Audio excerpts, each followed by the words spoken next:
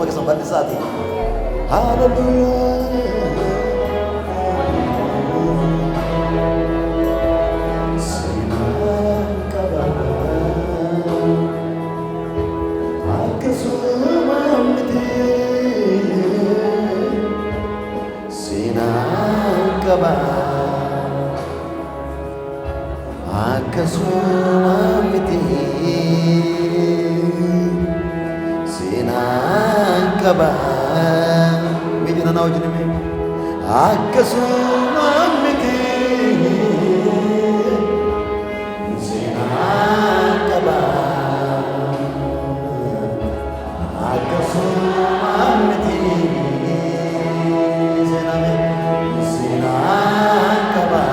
Harkuma keessan bal'isaati mee gooftaatti mee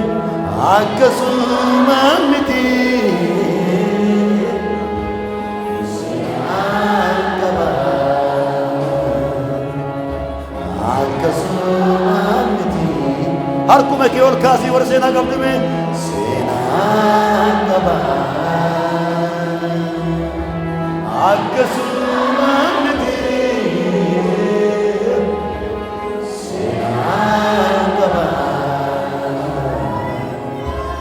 akkasuma miti iddootti na fuutee natti yaadatama waan ati na gooteef lubbuu kootu argama iddootti na fuutee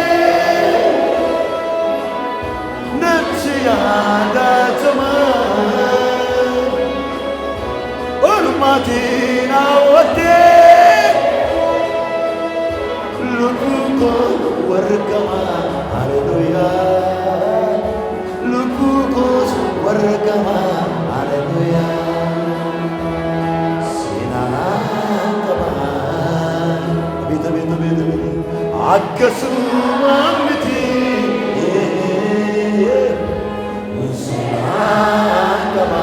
harkuma keessan bal'isaa ture seenaa qabdanii mee akkasuma miti seenaan qaba naamee seenaan qaba namni seenaa qabu naa wajjin himee akkasuma miti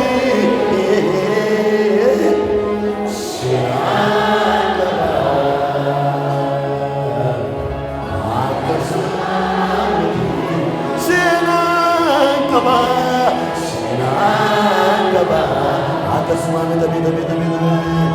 akkasuma miti iddoon si kaase yaadachaame seenaan qaba seenaan qaba akkasuma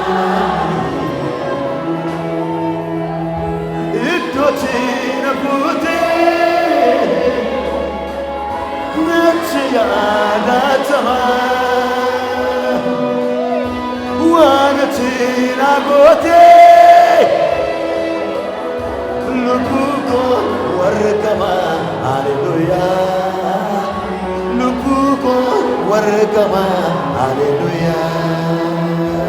iddootti na fuutee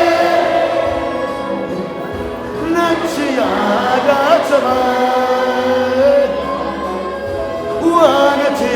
na gooteef lubbuu koo warqama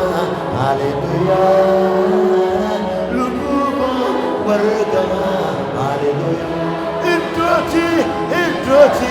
na fuutee natti yaadatama waan ati na gooteef lubbuu koo warqama haleluuyaa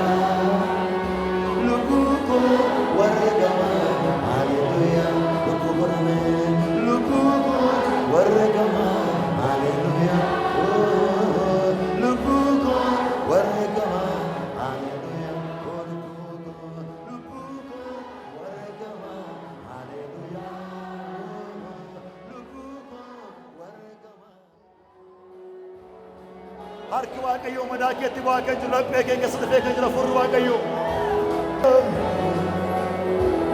aduun gosiin bari'ee gooftaa tu'ati hin jiraanne yesus doonoo waalcha koo hin jiru ture gooftaa koo afaan jallootaarra harka jallootaarra xonqaawotarra budootarra amiita miita miita miita miita miita miita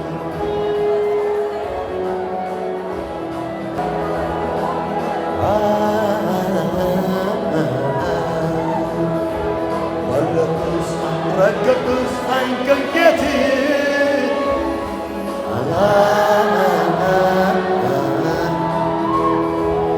Ajanaf harkaku sa mirgati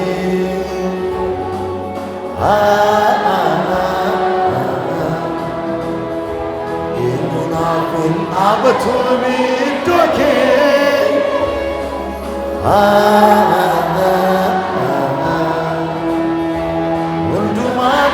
Atanafi kofage Undumana atanafi kofage Undumana